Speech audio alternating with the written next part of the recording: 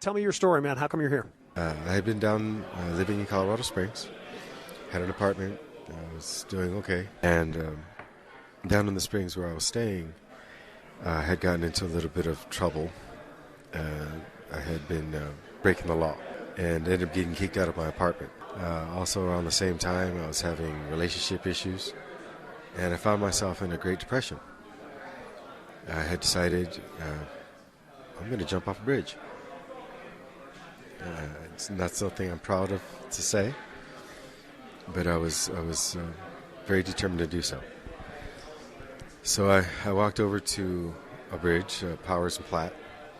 I'm sitting on the edge of the bridge, and I'm thinking to myself, well, if I fall into traffic, maybe that would be enough. And made a couple phone calls, and one of the phone calls was to an ex-girlfriend who had told the police relatively where I was at.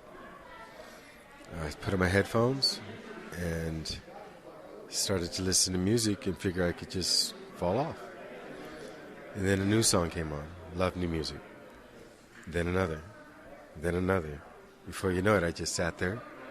Maybe a half hour went by and the police came by and picked me up and took me down to Littleton, to the Bridge House, where I stayed for about 3.5 weeks.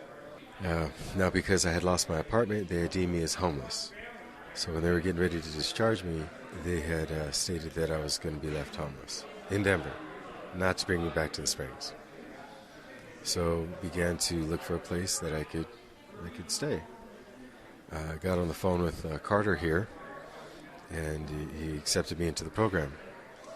I'm very leery to do so, but as soon as I got in here, I was still pretty depressed, still pretty down.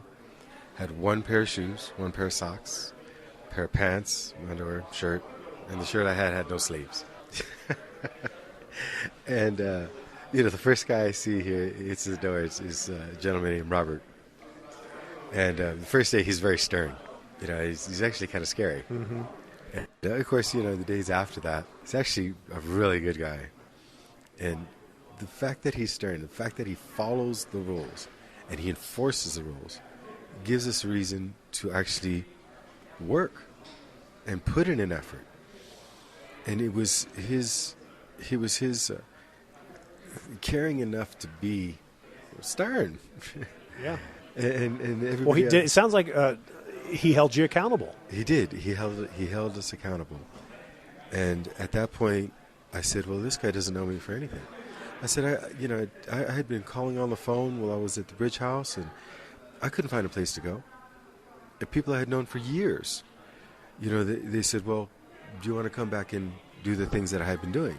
And once again, without going into too much detail, because I don't want to glorify that life, they're willing to help me break the law, but can't offer me a couch for a month to get on my feet. So I'm being taken in by total strangers. And I said, this is worth my effort. I said, this is something that's worth living for.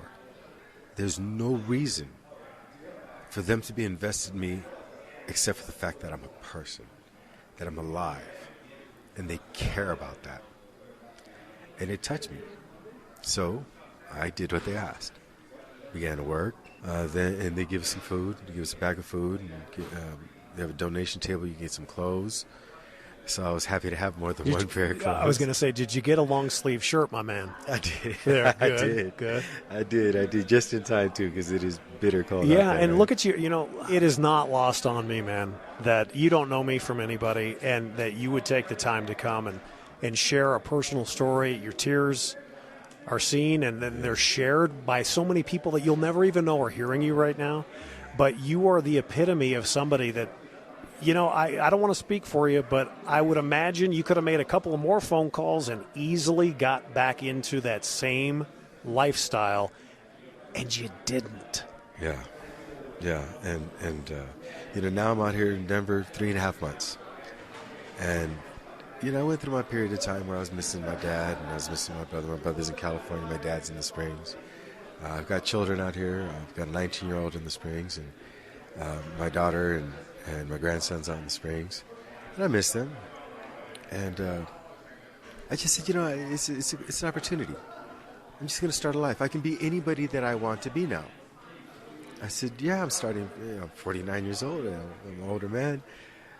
It's not where I want to be starting in life, but it's a brand new opportunity. Better than being 59, 69, 79, right? And then try to figure it out. Right, exactly. I would imagine that the smile that I see on your face and the attitude that we all are hearing right now, God, would it even have been the same 4 months ago, 6 months ago, a year ago? At the tail end of my use, my addiction, I began to work on myself, even though I wasn't fully capable of really understanding.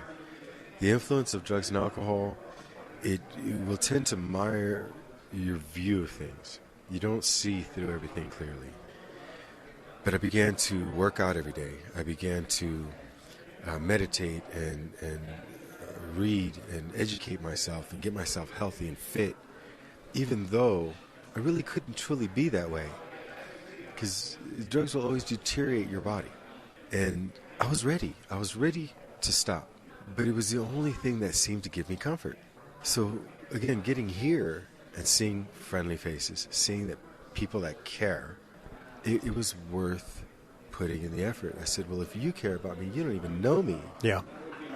Who am I not to care about myself? Brilliantly said. Let me ask you what, you've got Paul, who I just adore and love, and so many of the great folks here that make up the team, and then your fellow residents here. Where would you be, you think, if you hadn't felt that little bit of holding you accountable and, the whole process that you've gone through in the last 3.5, 4 months or so that you've been here? Where would you be if they left you after Littleton? They said, you know what, you lost your apartment, dude. You're homeless. Good luck. See ya. Where would you be without Step? Knowing myself, I could say probably making a lot of money, probably driving a nice car, and getting shot at.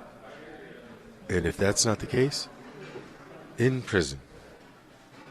And in either instance, you could take the best case scenario and make me out to be Tony Montana.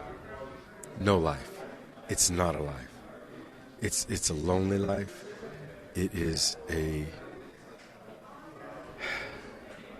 it's in the rearview. Dude, you're amazing, man. Yeah. You know how freaking proud I am of you, and I don't even know you, and you don't know me. But it really humbles me. Listen, you've earned it. And keep up the work. I never thought I'd be so happy just being a line cook. Dude, and your smile? Come on now. Thank you. Thank you. Wow. David Gomez.